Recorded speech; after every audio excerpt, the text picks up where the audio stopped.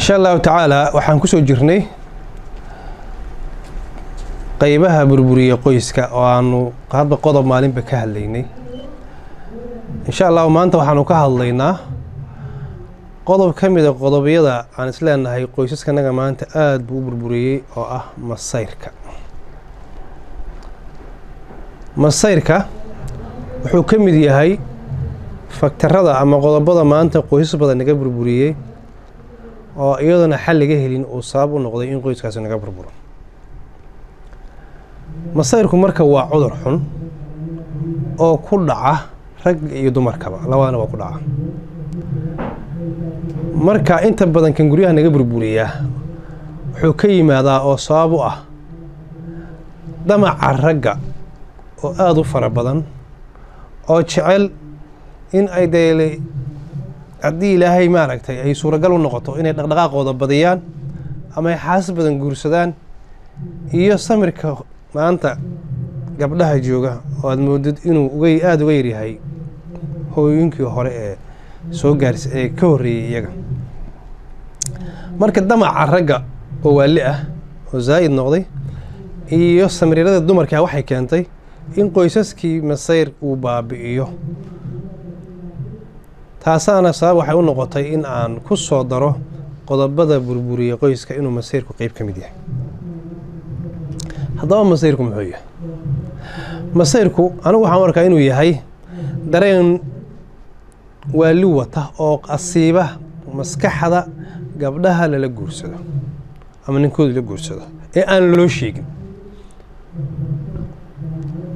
haddii loo sheego oo gabadhii lala wadaago in guur la gelayo waa hawl kale oo gadaal aan ka sharxi doorno laakiin inta badan masayrka waalida ah ee wareerka ku keena gabdhaha ee ku khasba inay guriga isaga tagto ama iyadoonba ka warqabin inay ninkii dhibaato badan ku hayso ay aad u dhibayso waxaa sabab u ah guurka laga qariyo dumarka ee la guursado haddana sababaha ugu waaweyn ee masayrka keenaya wax kale ma aha waa jacayl waa qofkii oo dareemay qofkii asagu uu wehelka u ahaa in lala wadaagay ama laga qaaday dareenkaas marka maskaxda ay u sheegayso qofkii ay nolosha la waatay in laga qaaday ama lala wadaagay si khaldan oo aysan information ka hayn yaa wuxuu keenaa in masayrku xadkiisu uu speedkiisu aad u dheeraado oo si xawliya u kaco garashadii lumiyo isla markaana ficilo aysan gabadhii lahayn ay la soo baxdo ficiladaas marka waxay sababaan samiryari fara badan oo raggii iyaga laftooda ku dhacday dulqaadli ay u samri waayeen culayskaas soo kordhay iyo gabadhii isbeddel ku dhacay ayaa wuxuu keenaa burburka li'annahu waxaa yimid caado iyo hab ama dhaqan aan markii hore guriga ka jirin iyadii oo samir la-aan kala kulantay dhinacii kalena burburkaasuu keena masayrka qaarkii inuu waali keeno oo uu qofka maskaxdiisa lumiyo aad iyo aad baa maaragtay kulley qofku ku dhacay baa aniga wax ogaarsan laakiin aniga ra'yiyan waxaan aaminsanahay guurka marka laga qariyo gabadha ay maqasho odagaadii baa guursaday ama asagiiba uu u soo sheego goor uu wixiisii dhammaystay oo la yidhaahdo waa habeen dambe ama galgalaya ama caawba aqalgalay arrintaas waa masiibo casharadeenna horena qayb baan uga soo qaadan aad iyo aad u dhib badan tahay arrintaas waa xanuun waa toogasho madaxa laga tooganayo qofkii sababtoo adiga ayay guriga kuu joogtay adiga ku sugaysaa waa aqal galay inay maqasho ama waa guursaday arrinta masiibo weyn baa ka dhalata masayrku marka laba nooc ayuu noqdaa masayr qofku marka uu gabadhu ay masayrto oo uu ku dhaco xanuunkaas ay fahamsan tahay in ninkii uu ka tegey ama laga qaaday ay sheegato oo ay dagaalanto oo ay wixii ay kari karto oo dagaala oo af ama hadal ah ay samayso si kiiskeedaas loo ogaado loona xaliyo baahiyo sheegato kabacdina la xalilo iyo mid aamusnaan ka dhalata